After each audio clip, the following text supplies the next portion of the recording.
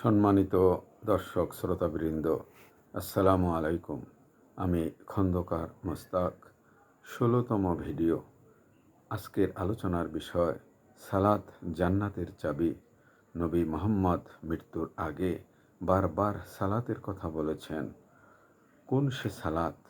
না টেনে সম্পূর্ণ ভিডিও দেখুন।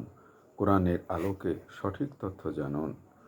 সুপ্রিয় শ্রোতারা, সালাত বলতে আমরা সবাই শুধুমাত্র নামাজ বুঝি, আর নামাজ বলতে ফরজ, সুন্নত, নফল, ওয়াজিব ইত্যাদি আমলকে বুঝি। কিন্তু না, সালাত দুই প্রকার। প্রথমত দায়মি সালাত, দ্বিতীয়ত ওয়াক্তিয়া বা আনুষ্ঠানিক নামাজ। এই আনুষ্ঠানিক নামাজ বিশ্বের সকল মুসলমান মসজিদুল হারামের বা কাবার নিয়ম নীতিতে দৈনিক 5 বার আদায় করেন। শত শত বছর ধরে বা আগ থেকে এই নামাজের প্রচলন চলে আসছে।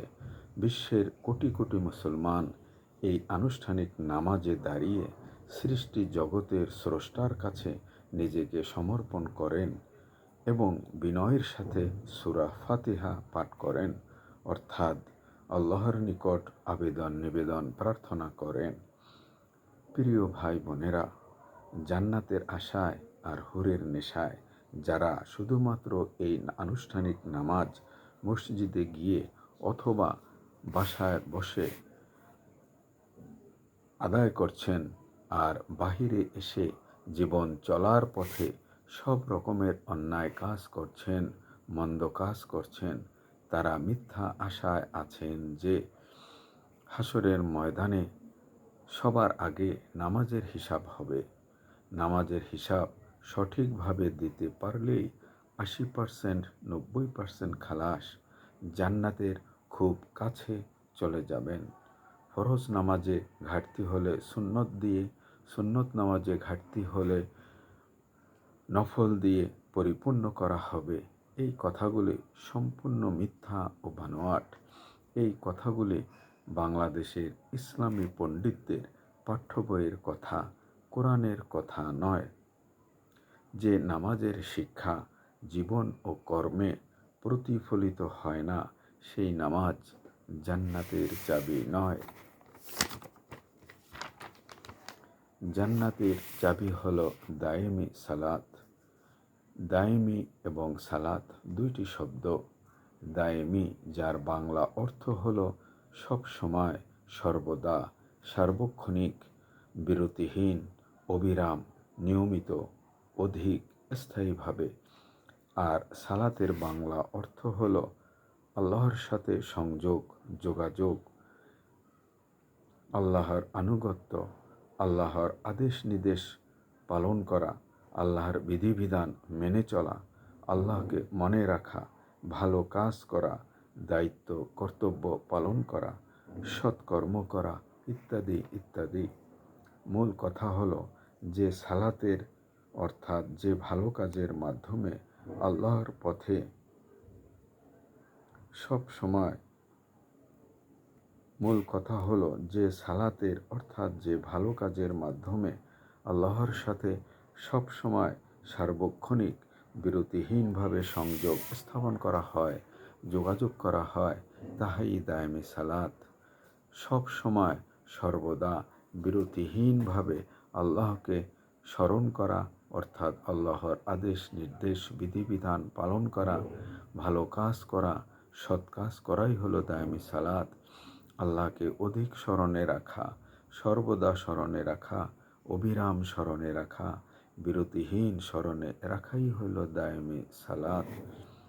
সম্মানিত শ্রোতারা, পবিত্র কোরআনে যে সার্বক্ষণিক সালাত কায়েমের কথা বলা হয়েছে তাহা হলো দায়েমি সালাত।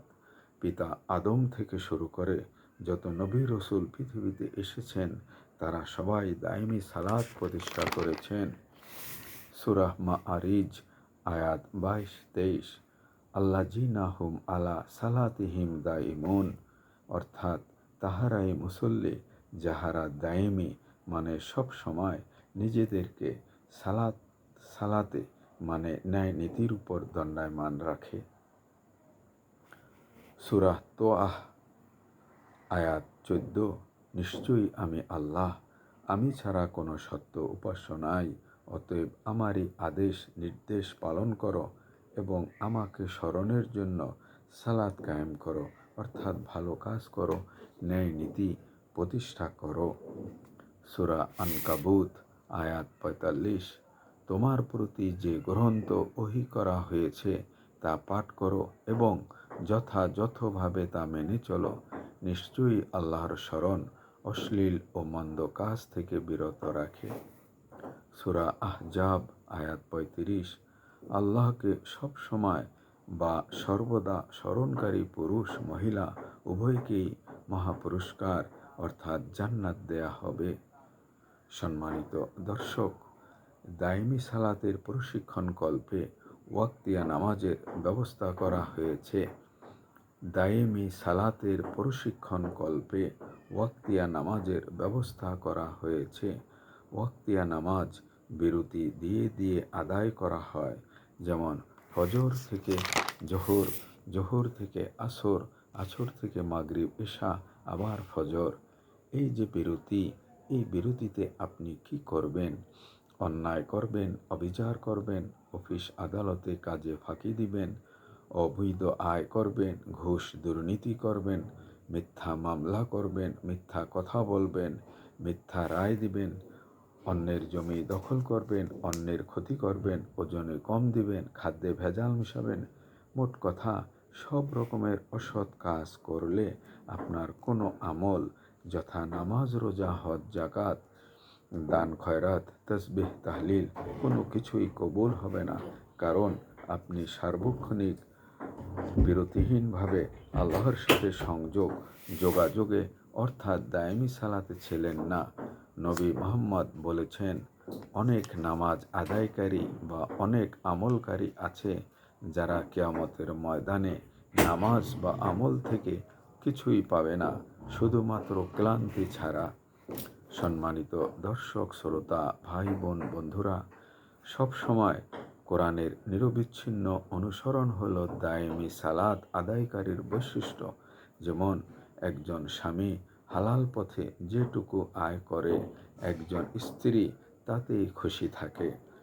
ডাক্তার রোগীর প্রতি মানবিক হয়, ঔষধ ব্যবসায়ী মানসম্মত ঔষধ তৈরি ও বিক্রি করে, শিক্ষক শিক্ষার্থীদের মাঝে সুশিক্ষা দেয় ও ন্যায়পরায়ণ হয়, ব্যবসায়ী খাদ্যে ভেজাল মিশায় না, ওজনে কম দেয় না, মিথ্যার আশ্রয় নেয় না, আলেম মসজিদের মিম্বারে বসে মিথ্যা বলে না, মিথ্যা আশ্বাস দিয়ে জান্নাত বিক্রি করে না, আইনজীবী মিথ্যা মামলা নেয় না, বিচারক মিথ্যা রায় দেয় না, রাজনীতিবিদ মিথ্যা আশ্বাস দেয় না, সংসদে গিয়ে মিথ্যার আশ্রয় নেয় না, সাংবাদিক সবসময় সত্য উদ্ঘাটন করে। মোট কথা, দায়েমি সালাত আদায়কারী সব সময় সব রকমের অসৎ কর্ম থেকে বিরত থাকে ও অন্যকে বিরত থাকতে বলে এবং সৎকর্মের মাধ্যমে আল্লাহর সাথে সার্বক্ষণিক যোগাযোগ রাখে। সূরা আসর আয়াত 3। যারা ঈমান আনে, সৎকর্ম করে, মানুষকে সত্যের উপদেশ দেয় এবং বিপদে ধৈর্য ধারণ করে, তারাই সফলকাম, তারা ক্ষতিগ্রস্ত হবে না। প্রিয় দর্শক শ্রোতারা, সালাতের অর্থ যদি হয় আল্লাহর সকল আদেশ নির্দেশ বিধি বিধান মেনে চলা, সব সময় আল্লাহর আনুগত্য করা, তাহলেই সালাত জান্নাতের চাবি। নামাজ অর্থে সালাত জান্নাতের চাবি নয়। আল্লাহ রাব্বুল আলামিন আমাদের সবাইকে সঠিক জ্ঞান, সঠিক বুঝ দান করুন এবং ধর্মের মূল জ্ঞানে ফিরিয়ে আনুন। আল্লাহ হাফেজ।